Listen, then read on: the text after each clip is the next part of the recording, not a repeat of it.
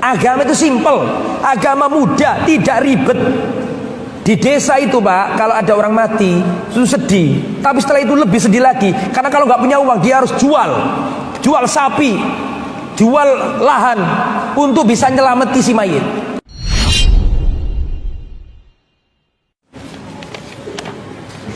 Assalamualaikum Ustaz. Waalaikumsalam warahmatullahi wabarakatuh. Afwan, ibu saya mau merayakan 3 tahun meninggalnya kakak saya, kematian yang dirayakan.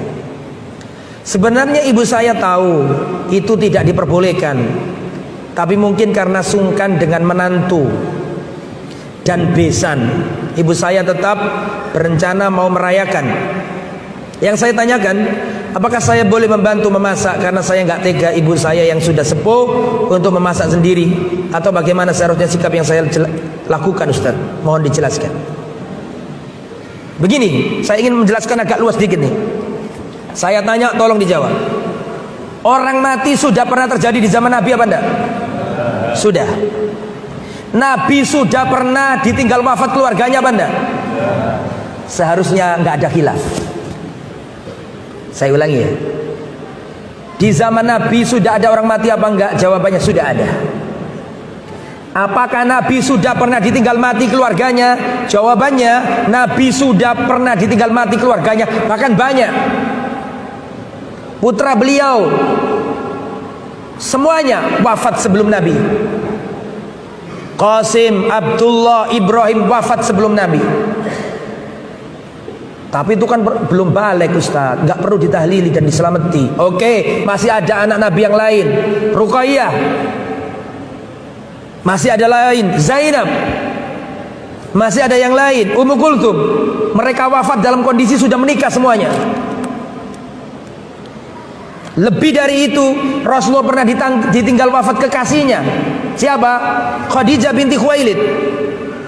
Rasulullah SAW pernah ditinggal kekasihnya Zainab binti Khuzaimah.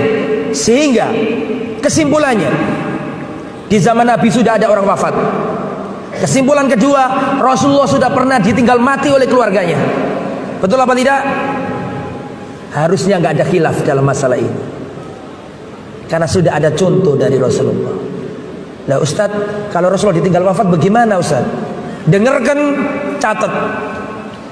Saya sampaikan sebuah riwayat ketika Rasulullah ditinggal wafat oleh saudara tercintanya.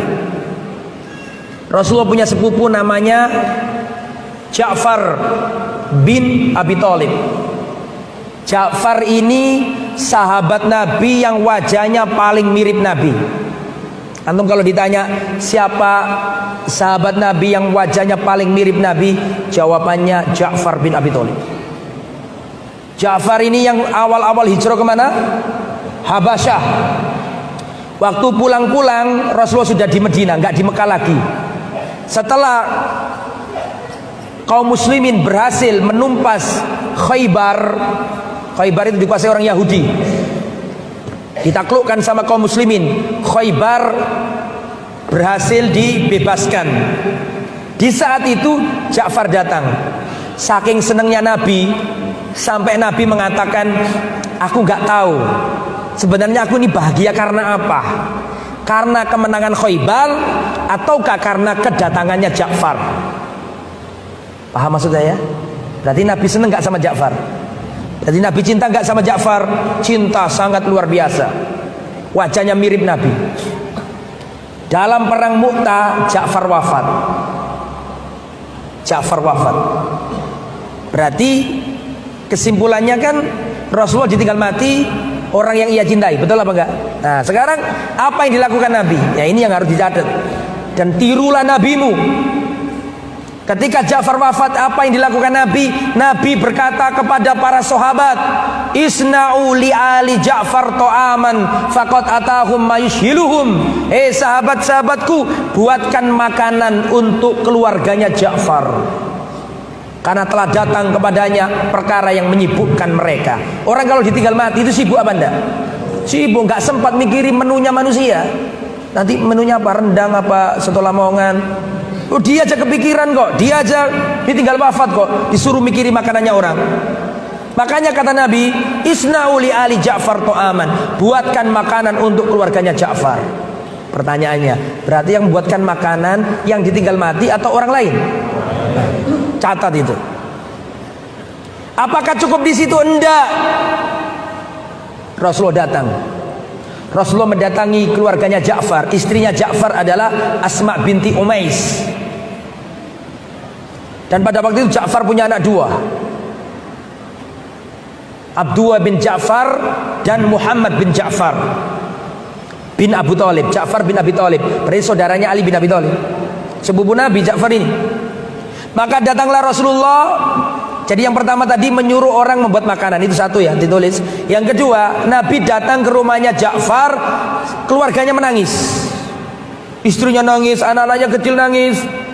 Nabi mengatakan, la tabku ala akhi ba'dal yaum, jangan kalian tangisi lagi saudaraku setelah hari ini. Stop, jangan bersedih lagi. Berarti ditarik poin kedua, yang dilakukan Nabi adalah mendatangi rumah duka dan menghiburnya, bertakziah. Itu nomor dua, catat. Betul apa enggak? Apakah cukup di situ? Enggak. Apa yang dilakukan Nabi? Nabi berkata kepada orang-orang di rumah itu, mana anaknya Ja'far? Mana anaknya Ja'far? Maka didatangkan Muhammad bin Ja'far, Abdullah bin Ja'far dan Muhammad bin Ja'far. Perhatikan kata Rasulullah, adapun Abdullah bin Ja'far ini mirip Ja'far, berarti mirip aku. Paham gak maksudnya?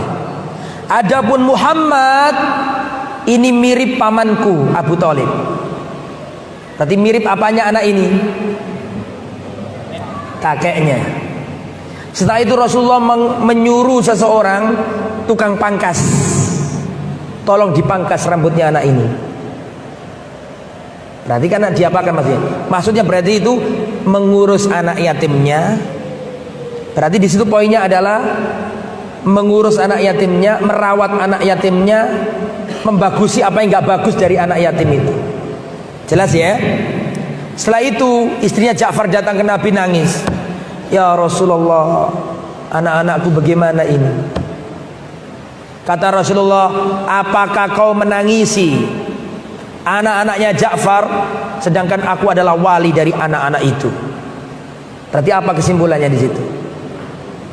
Mengkafil, membiayai dan merawat anak yatimnya.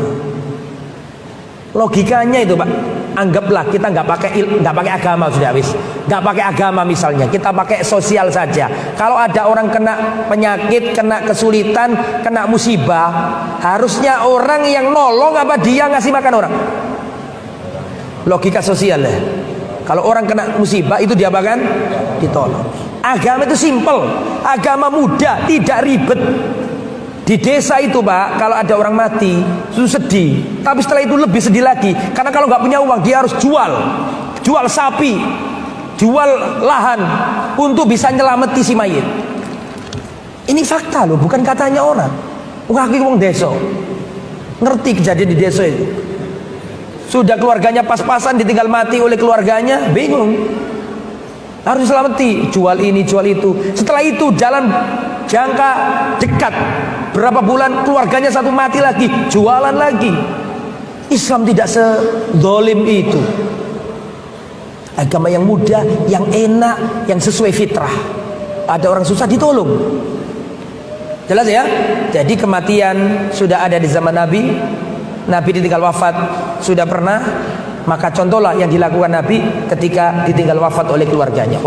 Para sahabat mengatakan, kunna na'uddu al-ijtima', kami menganggap kumpul-kumpul di rumah orang mati dan dihidang-hidangkan makanan minan niyaha, termasuk meratapi mayit. Yang ngomong siapa ini? Sahabat Nabi. Kunna na'uddu al-ijtima' inda ahlil mayyit. Kami menganggap, kami para sahabat Nabi mengkategorikan, menganggap kumpul-kumpul di rumah orang mati sambil dihidangkan makanan minan niyaha, termasuk meratapi mayit. Dan antum tahu nggak bahaya meratapi mayit? Dengarkan. Rasulullah mengatakan yu'adzabul mayyit bimaniha alaihi. Mayit akan diazab karena ratapan keluarganya. Sayang nggak antum sama saudara kita yang wafat tadi? Kalau sayang justru jangan pakai itu, karena itu meratap. Meratap itu bisa berakibat terazabnya orang yang diratapi. Nabi yang ngomong, hadis Muslim, Bukhari. Yu'adzabul mayyit bimaniha alaihi, mayit akan diazab karena ratapan keluarganya. Dan salah satu meratap menurut tafsirnya sahabat adalah kumpul-kumpul di rumah orang mati sambil dihidangkan makanan. Anda sayang, kalau sayang jangan lakukan.